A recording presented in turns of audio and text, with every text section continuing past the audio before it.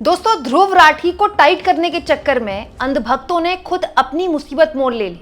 और केवल अंधभक्तों ने नहीं, ऐसे लोगों में खास तौर पर बीजेपी के ट्रोल आर्मी के लोग तो हैं ही, साथ में रूबिका लियाकत जैसे एंकर्स भी हैं। वैसे दोस्तों, मैं आपको बता चुकी हूँ कि एंकर्स पर खबर बनाना मैंने बंद कर दिया है, लेकिन ये एक ऐसी खबर है जिससे आप और मैं हर कोई दो चार हो रहा है, खास तौर पर अगर आप दिल्ली एनसीआर में रहते हैं तो। दोस्तों, पिछले साल भी खूब पटाखे फूटे थे दीपावली में, इस साल भी खूब पटाखे फूटे हैं दीपावली में। पिछले साल भी दोस्तों दीपावली के अगले दिन आंखों में जलन हो रही थी, सांस लेने में दिक्कत हो रही थी, क्योंकि हवा में जहर घुल गया था पटाखों की वजह से। इस साल भी ऐसा ही देखने को मिल रहा है। लेकिन क्या आप जानते हैं दोस्तों, इस मामले में ध्रुव राठी ने एक वीडियो बना दिया तो अंधभक्त उनके पीछे पड़ गए, लेकिन ये भूल गए कि ध्रुव राठी को क्या ही फर्क पड़ता है, वो तो जर्मनी में है। इन्होंने खुद ध्रुव राठी को मजा चखाने के लिए मुसीबत मोल ले ली। दरअसल दोस्तों, ध्रुव राठी ने दिवाली से पहले एक वीडियो पोस्ट किया, शॉर्ट वीडियो, जिसमें उन्होंने बताया कि कैसे दीपावली के मौके पर हमको पटाखों से दूर रहना चाहिए, ठीक है।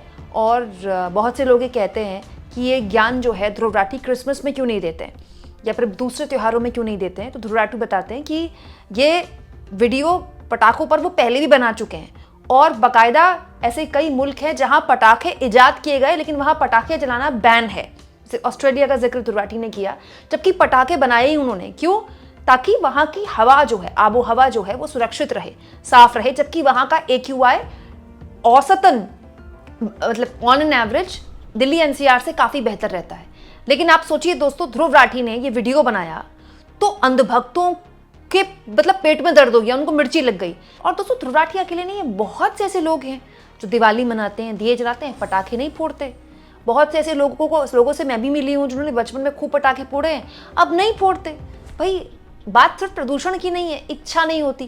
किसी के घर में बुजुर्ग हैं तो इच्छा नहीं होती, कि किसी के घर में पेट्स हैं, किसी के घर के बाहर गाय बंधी है ना, कुत्ता है, बिल्ली है, और वो दोस्तों बेचारे जानवर इतने डर जाते हैं दिवाली के मौके पर, इसलिए बहुत सारे लोग पटाखे नहीं फोड़ते। दोस्तों, दिवाली का पटाखों से कोई लेना देना नहीं है। पटाखे हाल के सालों में जब से पटाखों का चलन शुरू हुआ तब से शुरू हुए। पूर्व में तो दिवाली मतलब दिए और रोशनी होता था, पटाखे तो बहुत बाद में आए। लेकिन क्योंकि ध्रुव राठी ने बोल दिया तो सबके पेट में दर्द हो गया। और तो और दोस्तों, बीजेपी IT सेल की मुखिया अमित मालवीय तो और ही है, वो तो गजब ही है। वो क्या बोलते हैं, कल रात को जब पटाखे फूट रहे थे, वो कहते हैं ये जो लाउड क्रैकर्स की, पटाखों की जो आवाज़ है, ये मेरे कानों तक म्यूजिक की तरह आ रही है, मतलब संगीत की तरह आ रही है। क्यों? ताकि जो लोग पटाखे का विरोध करते हैं उनको जलाने के लिए आपको पटाखों की आवाज़ संगीत की तरह सुनाई दे रही है। दोस्तों, मिस्टर सिन्हा नाम के यूज़र हैं, बीजेपी के ट्रोल आर्मी के बड़े इंपॉर्टेंट यूज़र कह लीजिए आप इनको। क्या लिखते हैं? जितने पटाखे जला सकते हैं जलाइए, अगर आप केपेबल हैं तो गरीबों को पटाखे मुफ्त में बांटिए, और अगर आपको कोई रोकता है तो आपको पता है आपको क्या करना चाहिए। इस दिवाली अपने आसपास धुआं धुआं कर दीजिए। दोस्तों, रूबिका लियाकत को भी देख लीजिए। रूबिका लियाकत बाकायदा सोशल मीडिया में लिखती हैं, हम दिए जलाएंगे लेकिन पटाखे फोड़कर बहुतेरे के दिल भी जलाएंगे। समाचार समाप्त। Thank you for attention on this matter. मतलब रूबिका लियाकत कह रही हैं कि हम तो पटाखे जलाएंगे और बहुतों के दिल जलाएंगे। अरे, इसमें किसी का दिल क्यों जलेगा?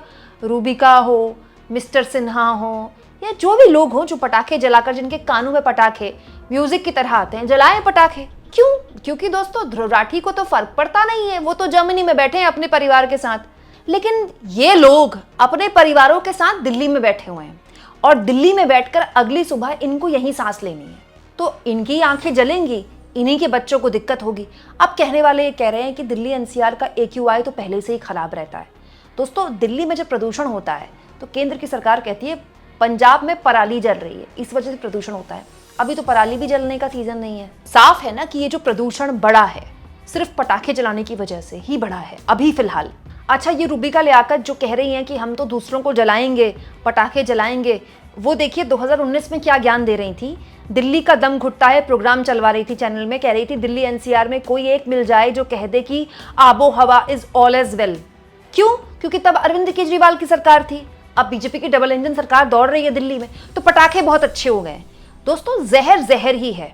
देखिए, जहर को आप चाशनी में डुबो दें, जहर को बढ़िया डिबिया में रख दें, जहर का काम बाय डिफॉल्ट आपको अंदर से मारना है, ठीक है, वो मारेगा ही मारेगा, उसका नेचर वही है। वैसे ही पटाखे हैं, पटाखे आप ध्रुव को जलाने के लिए जलाएं, पटाखे आप उन लोगों का विरोध करने के लिए जलाएं जो पटाखों को पर्यावरण के लिए नुकसानदेह मानते हैं, तो भी पटाखों का काम नॉइस पोल्यूशन फैलाना और आबो हवा को प्रदूषित करना ही है। इसमें कोई मतलब किंतु परंतु वाली बात नहीं है। और मैं आपको एक और बात बता दूं, मैंने पिछले साल भी दिल्ली में ही दिवाली मनाई थी, दिल्ली एनसीआर में। इस साल भी मैंने दिल्ली एनसीआर में ही दिवाली मनाई है।